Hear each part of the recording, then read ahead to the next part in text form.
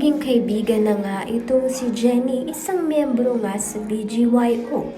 Subalit kapansin-pansin naman nga ang pagmamasid nito kay Nate dito nga kay Jenny at mukhang nagsiselos nga siya dahil mukhang nagiging maganda na nga ang ugnayan ng isang miyembro sa BGYO pati na rin nga itong si Jenny.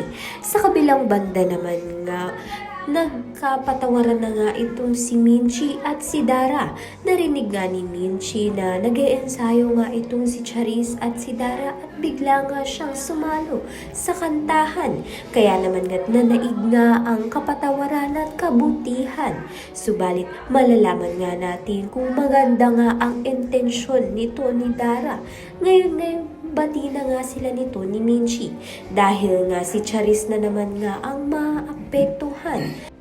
Tuluyan nga kayang gamitin ni Dara ang pagkakataon upang si Minchi ay sumali nga sa legacy concert nga niya nang sa gayon nga ay mabuo muli ang Rosabelas. Kaya naman nga't yan at iba pa ang dapat nating pakaabangan. Maraming salamat sa iyong panunood.